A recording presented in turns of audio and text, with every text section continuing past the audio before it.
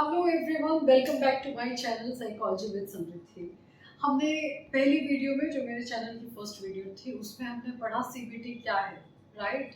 और बहुत डिटेल से मैंने समझाने की कोशिश की, बहुत सिंपल लैंग्वेज में समझाने की कोशिश की। अगर आपने वो वीडियो नहीं देखी है तो उसको जाकर आप देख सकते हैं और फिर वापस से इस वीडियो पर आइएगा, क्योंकि इस वीडियो में हम पूरी तरह से कॉग्निटिव डिस्टॉर्शंस को समझने वाले हैं। आपका पूरा काम ही सीबीटी में डिस्टॉर्टेड थिंकिंग पैटर्न्स को चेक करना, आइडेंटिफाई करना और उनको करेक्ट करना, मॉडिफाई करना और हेल्दी थिंकिंग पैटर्न्स में चेंज करना है। तो जब तक ये नहीं जानेंगे कि क्या फॉल्टी थिंकिंग पैटर्न्स हैं, उनको कैसे आइडेंटिफाई करें, किसी भी थिंकिंग पैटर्न को क्या बोला जा सकता है, तो उसको चेंज करना, मॉडिफाई करना, ये तो बहुत ही मुश्किल हो जाएगा। तो आज का जो वीडियो है वो पूरी तरह से कॉग्निटिव डिस्टॉर्शंस पर बेस्ड है। उसी को हम समझेंगे, कितनी तरह के कॉग्निटिव डिस्टॉर्शंस है और उनको किस तरह से चेंज किया जा सकता है, राइट। उससे पहले ये जानना बहुत ज़रूरी है कि सीबीटी का ए, बी और सी, एबीसी मॉडल क्या कहता है। ABC model CBT. इससे पहले कि हम कॉग्निटिव डिस्टॉर्शंस पढ़ें, हमें पढ़ना पड़ेगा कि सीबीटी का एबीसी मॉडल क्या है। सीबीटी का एबीसी मॉडल में A stands for activating event, A stands for activating, B stands for irrational belief, A stands for activating event, B stands for irrational beliefs and C stands for emotional sequences। थोड़ा सा अगर आप पहले वाली video से समझने की कोशिश करेंगे तो आपको मालूम होगा कि हमने उसमें पढ़ा था कि भाई कोई भी इवेंट जब होता है तो उसमें एक ऑटोमेटिक थॉट आता है। एक ऑटोमेटिक थॉट जो आता है उसके पीछे बिलीफ सिस्टम हमारा काम करता है। हम जो बिलीव करते हैं उसी के बेसिस पर एक ऑटोमेटिक थॉट हमारे दिमाग में उस सिचुएशन में आएगा और उस ऑटोमेटिक थॉट के कारण हमारा इमोशनल एक कॉन्सिक्वेंस होगा, एक रिएक्शन होगा जो इमोशनल भी होगा, फिजियोलॉजिकल भी होगा और बिहेवियरल भी होगा। तो यहाँ हम कॉन्सिक्वेंसेस की बात कर रहे हैं, तो मैंने इमोशनल इसलिए लिखा है क्योंकि इमोशनल कॉन्सिक्वेंसेस को अगर कंट्रोल कर लिया जाए तो बिहेवियरल कॉन्सिक्वेंसेस को और फिजियोलॉजिकल कॉन्सिक्वेंसेस को भी बहुत हद तक कंट्रोल किया जा सकता है। आज जो हम पढ़ने वाले हैं, cognitive distortions, they will help you to understand these irrational beliefs। एक सिचुएशन हुई, उस सिचुएशन में वो जो ऑटोमेटिक थॉट आया वो यहाँ से आए irrational beliefs। वो ही ऑटोमेटिक थॉट जो है वो एक irrational belief है मेरा। उस irrational belief को पहचानना और फिर उसको चेंज करना, ये सीबीटी करती है। तो अगर ये irrational belief को मैं चेंज कर दूंगी तो मेरा ये जो कॉन्सिक्वेंस है, ये फिजियोलॉजिकल, इमोशनल, बिहेवियरल, ये भी मेरा चेंज हो। तो आज जो हम कॉग्निटिव डिस्टॉर्शन पढ़ रहे हैं उसको पढ़ने का मकसद समझिए। मैं पढ़ इसलिए रही हूँ क्योंकि जब मैं थेरेपी लूंगी, काउंसलिंग में बैठूंगी, तो उस समय पर मेरे पास एक क्लाइंट आएगा जो केवल इस इरेशनल बिलीफ के कारण बहुत ज्यादा ओवर थिंकिंग कर रहा है और रिलेशनशिप उसका खराब हो रहा है। Let's come to our first mental distortion, that is mental filtering. Filtering भी बोल देते हैं इसको और मेंटल फिल्टरिंग भी बोल देते हैं। मेंटल फिल्टरिंग में हम क्या करते हैं, we focus on the negatives. हम नेगेटिव पे फोकस करते हैं और पॉजिटिव्स को इग्नोर करते हैं, है ना। एक एग्जांपल लीजिए, suppose you compliment your friend, oh you look very nice today, and some other people have also noticed her and complimented her with the same kind of sentences like you look very good, you look pretty today। लेकिन वो इस बात से परेशान है कि ये मेरी नई ड्रेस नहीं है, ये तो मेरी ड्रेस पुरानी है। हालांकि सब लोग उसको इतना ज़्यादा कॉम्प्लीमेंट कर रहे हैं, इतना ज़्यादा प्रेज कर रहे हैं, लेकिन उसके दिमाग में अभी भी वो पॉट आउट है, अभी भी वो अच्छा फील नहीं कर रही है। क्यों? क्योंकि उसका दिमाग इस बात पर फोकस्ड है कि मैं इस इवेंट के लिए नया ड्रेस नहीं खरीद पाई, तो मेरी पुरानी ड्रेस है। तो आप समझ रहे हैं, it is an example of mental filtering। When you ignore the positives, when you ignore that you are still looking beautiful, people are praising you, noticing you, and this is why you wanted to purchase a new dress so that you can look beautiful, people compliment you, but it is happening now also with the same old dress, but you are focusing on the negative. Oh, I am still in the old dress, I am still wearing the old dress, I haven't purchased a new one। तो ये क्या है, एक बहुत ही अच्छा example है mental filtering का, जिसमें आप पॉजिटिव्स को इग्नोर करते हैं और नेगेटिव पर फोकस करते हैं। जैसे एक और एग्जाम्पल लीजिए, नीट बहुत ही टफ एग्जाम है एमबीबीएस कोर्स में जाने के लिए। तो बच्चे जब मेरे पास आते हैं, वो बच्चे भी जिनको गवर्नमेंट कॉलेज अलॉट हो रहा है, और आप देखिए there are around 20 lakh 25 lakh students every year जो एग्जाम देते हैं।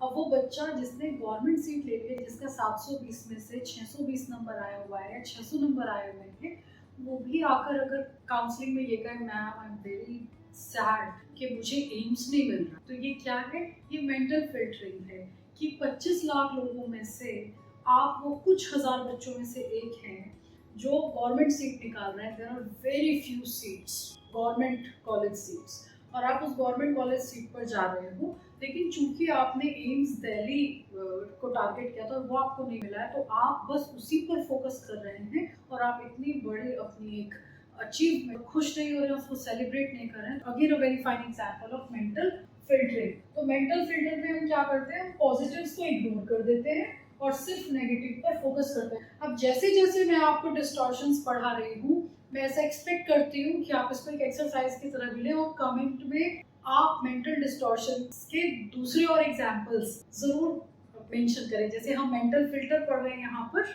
The second cognitive distortion is catastrophising. Catastrophise करना होता है ना, जैसे कोई तूफान आ जाता है जो बहुत तबाही मचा दे, तो उसको क्या बोलता है? बेटा कैटास्ट्रोफाइजिंग था। तो ऐसे ही कैटास्ट्रोफाइजिंग एक कॉग्निटिव डिस्टॉर्शन है। इसमें हम वर्स्ट केस सिनेरियो एक्सपेक्ट करते हैं हर सिचुएशन में। जैसे अगर मैं फेल हो गया तो मेरी लाइफ तो खत्म ही हो गई है, अब मैं कुछ नहीं कर सकता हूँ जीवन में। और सिर्फ ये कैटास्ट्रोफाइज करने के कारण बहुत बच्चे सुसाइड कर लेते हैं। जैसे expecting the worst case scenario, minimising the positives. कि मिनिमाइजिंग द पॉजिटिव्स भी निकाल दीजिए। मान लीजिए सिचुएशन में कुछ पॉजिटिव नहीं है, मान लीजिए मैं फेल हो गई 12th में। एक्सेप्ट करना कि हाँ ये सेटबैक है, मैं फेल हुआ हूँ, लेकिन इसका मतलब ये भी नहीं है कि सब कुछ बिल्कुल ही खत्म हो गया है मेरे जीवन में, इसके आगे कोई रास्ता ही नहीं है। मैं एग्जाम दे सकती हूँ, वापस से दोबारा 12th की तैयारी कर सकती हूँ। हो सकता है इस बार मैं अगर पास भी हो जाती तो मेरी परसेंटेज 50s में रहती, लेकिन अब की बार अगर मैं मेहनत करूंगी तो 85-80% तक मार्क्स लेकर आ सकती हूँ। आप रीजन करेंगे ना, आप कहेंगे कि ऐसा भी तो होता है, बहुत बच्चे जो 12th तो कर लिया लेकिन ड्रॉप कर रहे हैं, कंपटीशन की तैयारी कर रहे हैं, एंट्रेंस एग्जाम्स की तैयारी करने के लिए ड्रॉप आउट कर रहे हैं। तो अगर मैं फेल भी हो गई हूँ तो I still have time in hand. लेकिन यहाँ बच्चा क्या करेगा? अगर वो कैटास्ट्रोफाइज कर रहा है कि मैं फेल हो गया हूँ, इसका मतलब तो जीवन खराब ही है, खत्म है, अब मेरी कोई इमेज नहीं है, मेरी कोई वैल्यू नहीं है, मैं एकदम से नाकारा हूँ, I am a complete failure. तो वो क्या कर रहा है? इस सिचुएशन को कैटास्ट्रोफाइज कर रहा है। और ये कैटास्ट्रोफाइज में वो बहुत सारे गलत निर्णय ले सकता है। जैसे वो स्कूल जाना छोड़ सकता है, स्कूल ही नहीं जाएगा, पढ़ाई ही खत्म कर देगा, या फिर वो सुसाइड अटेम्प्ट कर सकता है, या फिर वो गलत संगति में पड़ सकता है, एडिक्शन में आ सकता है। तो ऐसे कुछ गलत बिहेवियर्स की तरफ भी वो जा सकता है अगर उसने कैटास्ट्रोफाइज किया। लेकिन अगर सही समय पर उसके इस कैटास्ट्रोफाइजिंग बिहेवियर को या थिंकिंग पैटर्न को कोई अगर काउंटर कर दे, कोई अगर रीजन कर दे, तो यहीं से उसको एक नई डायरेक्शन भी लाइफ में मिल सकती है। तो ये बहुत इंपॉर्टेंट हो जाता है कि समय रहते हमें अपने कैटास्ट्रोफाइजिंग थॉट्स को या अपने कॉग्निटिव डिस्टॉर्शंस को करेक्ट कर लेना चाहिए, ताकि हम लाइफ में आगे पॉजिटिवली मूव ऑन कर सकें। तो कैटास्ट्रोफाइजिंग समझ आया? कैटास्ट्रोफाइजिंग क्या है? When you expect the worst case scenario, सबसे ही बुरा सोच लें एकदम अंत में क्या होगा। और मैं कह रही हूँ 90% केसेस में जो आप वर्स्ट केस सिनेरियो एज्यूम करते हैं वो तो होता ही नहीं है। आप सोच लें कि मैंने मेरे मार्क्स कम आए हैं, पेरेंट्स मुझे मारेंगे, जान से ही मार देंगे, नहीं होगा। तो इसलिए कैटास्ट्रोफाइजिंग बिहेवियर एक बहुत ही हार्मफुल और सेल्फ डिस्ट्रक्टिंग थिंकिंग पैटर्न है, जिसको हमको चेंज करना चाहिए। थर्ड लिख लेते हैं इसको, पोलराइज्ड थिंकिंग।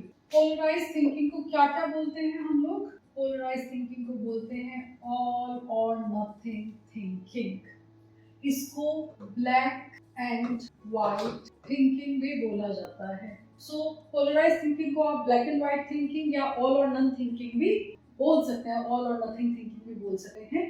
कॉम्प्लेक्सिटीज को इग्नोर करके क्या होता है polarised thinking? Black and white से समझ आ रहा होगा, या तो बहुत अच्छा या तो बिल्कुल ही बेकार। कुछ लोगों को ऐसे देखना कि ये तो बहुत महात्मा है, बड़े अच्छे हैं, इनमें कोई भी बुराई नहीं हो सकती। और कुछ लोगों को ऐसे देखना जैसे ये तो दुष्ट है, इससे तो कुछ अच्छा होगा ही नहीं, कुछ अच्छा नहीं कर सकता है। तो ऐसे हम ऑल और नन थिंकिंग या ब्लैक एंड व्हाइट थिंकिंग में बहुत चीज़ों को देख सकते हैं। पोलराइज थिंकिंग का एक एग्जाम्पल लेते हैं। एक एग्जाम्पल क्या हो सकता है, सपोज इफ ही, मान लीजिए आपका फ्रेंड है, आपने लिखा if he doesn't call me back, it means he doesn't care for me. अगर उसने मुझे कॉल नहीं किया, इसका मतलब वो मेरी बिल्कुल केयर नहीं करता। He doesn't care for me at all, वो मेरी बिल्कुल केयर नहीं करता अगर उसने मुझे कॉल नहीं किया है। ठीक है, तो पोलराइज थिंकिंग में हम बिल्कुल ब्लैक एंड व्हाइट में देखते हैं, ऑल और नथिंग में देखते हैं तो बढ़िया ही है, तो कुछ नहीं है। If I fail the exam it means I am not a good student. If he fails the exam, तो कीजिए पेरेंट्स कहते हैं ना ये तो बिल्कुल बेकार है, एक बच्चा पढ़ाई में एवरेज है, उसको कह देना कि ये तो बिल्कुल बेकार है, he is of no use, तो ये बहुत गलत है। ये क्या है, ये पोलराइज है, क्योंकि वो लाइफ के एक सेगमेंट में अच्छा नहीं कर रहा है तो आप समझो कि वो सभी सेगमेंट में वर्थलेस है, वो कुछ कर ही नहीं सकता। ठीक है ना, तो it's an example of polarised thinking too. So the next cognitive distortion, which is the fourth cognitive distortion we are discussing in this video, is Heaven's reward fallacy. मैंने आपको कहा था ना कि जो हमारे cognitive distortions हैं ये हमारे कल्चर से भी, जो लर्न हम करते हैं उससे भी आते हैं, environmental learning से भी आते हैं। और उसमें से एक बहुत बड़ी लर्निंग ये है that what goes around comes around। ऐसा बहुत लोगों को आपने कहते हुए सुना होगा ना, what goes around comes around, जैसी करनी वैसी भरनी, what goes around comes around। तो ये क्या है, it is a very fine example of heaven's reward fallacy। ये एक्सपेक्ट करना that self sacrifice is rewarded, कि अगर आप कुछ सेक्रीफाइस करेंगे, अगर आप कुछ अच्छे काम कर रहे हैं तो उनका रिजल्ट भगवान आपको देगा। अगर आप अच्छे इंसान हैं तो आपके साथ अच्छा ही होगा, ये भले ही आपको भी लग रहा हो ऐसा। ये तो ठीक फिलॉसफी है, फिलॉसफी ठीक है, लेकिन इसको बिल्कुल सच मान लेना, एब्सोल्यूट ट्रूथ मान लेना कि इसके इधर उधर तो कुछ हो ही नहीं सकता है, ये बिल्कुल गलत है। जैसे जब आप ओसीडी के पेशेंट्स को देखेंगे जो मोरल ओसीडी से सफ़र कर रहे हैं, रिलीजियस ओसीडी से सफ़र कर रहे हैं, आप देखेंगे कि उनके अंदर आपको ये हेवंस रिवॉर्ड फैंटेसी बहुत ज़्यादा दिखाई देगी, बहुत ज़्यादा। उनको लगता है कि अगर मैंने पूजा नहीं की तो फिर मेरे किसी भी फैमिली मेम्बर के साथ या मेरे साथ कुछ गलत होगा। क्यों? क्योंकि उनको लगता है भगवान मुझे बुरा फल देंगे, what goes around comes around. तो ये हेवंस रिवॉर्ड फैलेसी, ये क्या है, ये एक्सपेक्ट करना कि अगर मैं अच्छा कर रहा हूँ तो मेरे साथ अच्छा ही हो। So the fifth cognitive distortion is control fallacies. Control fallacy एक ऐसा कॉग्निटिव डिस्टॉर्शन है जिसमें आदमी कंट्रोल की बात करता है। कोई भी सिचुएशन आएंगी तो वो या तो ये सोचता है कि पूरी तरह से दूसरों के कंट्रोल में थी और जो भी कुछ हुआ उसके लिए वो जिम्मेदार है, या तो वो सोचता है हर चीज़ मेरे कंट्रोल में है, मैं उसको ठीक कर सकता हूँ, या अगर मैं ध्यान नहीं दूँ तो मैं उसको बिगाड़ सकता हूँ। तो वो फिर सोचता है कि ये सब मेरी गलती है जो भी कुछ हो रहा है, जबकि ये पार्शियली सही हो सकता है आप बहुत रिस्पॉन्सिबल हो, बहुत अवेयर हो चीज़ों को लेकर, लेकिन फिर भी पूरी तरह से आपकी जिम्मेदारी ऐसा तो किसी भी केस में नहीं होता है, बहुत सारे अलग अलग फैक्टर्स होते हैं। तो ऐसे में एक एग्जाम्पल चलिए मैं आपको देती हूँ, ओडीडी का एग्जाम्पल लेते हैं। My child is suffering from ODD and it's completely my fault, it's completely my fault, I am not a good parent. ये हो सकता है कि एग्जाम्पल आपके बच्चे को ओडीडी है लेकिन आप समझ रहे हैं कि आपकी रिस्पॉन्सिबिलिटी, आपकी जिम्मेदारी हो, बिना ये जांचे कि और क्या क्या फैक्टर्स हो सकते हैं जो पोजिशनल डिफाइंड डिसऑर्डर के लिए रिस्पॉन्सिबल हों।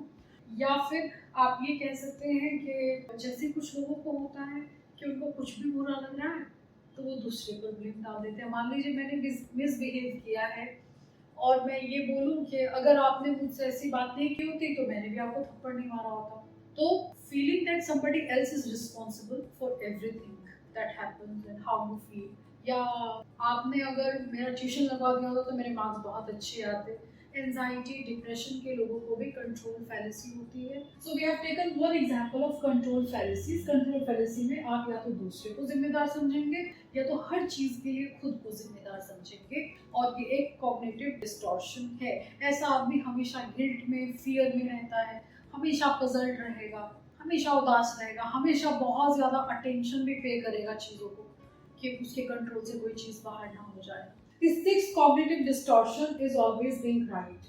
नाम से ही पता चल रहा है कि लोग ऐसे हैं जो ये समझते हैं कि मैं हमेशा सही हूँ, और हमेशा सही होना ही एक चीज़ है जो इनको चाहिए। उसके लिए भले इनको कोई भी आर्ग्यूमेंट करना पड़े, किसी भी हद तक आर्ग्यूमेंट करना पड़े, दूसरे को हर्ट ही क्यों ना कर दे, लेकिन ये अपने पॉइंट ऑफ व्यू को बार बार सही बोलते रहेंगे, इरिटेट करने की हद तक जाएंगे, लेकिन अपने आप को सही प्रूव करेंगे। रॉन्ग होना तो ये कभी बर्दाश्त कर ही नहीं सकते हैं। अब एग्जाम्पल ले लीजिए, ऐसे लोग अगर कोई गेम भी खेल रहे हैं, सपोज कीजिए कोई कैरम बोर्ड खेल रहे हैं, और अगर ये हारने लगे तो ये इधर उधर गोटियां भी खेल देंगे और गेम को बीच में ही छोड़कर चले जाएंगे। ठीक है ना, बहुत एरोगेंट ये लोग होते हैं। कई बार ऐसा देखा जाता है कि लोग या तो बहुत खूबसूरत हैं, तो बहुत पावरफुल हैं, जिसके कारण इनके अंदर ये एरोगेंस है, या ये प्रूव करना चाहते हैं, सुपीरियरिटी कॉम्प्लेक्स बहुत होता है। दूसरों की भावनाओं का ऐसे लोग ध्यान नहीं रखते हैं, और इनके अंदर बहुत चाहत होती है कि इनको बहुत ज़्यादा एडमायर किया जाए।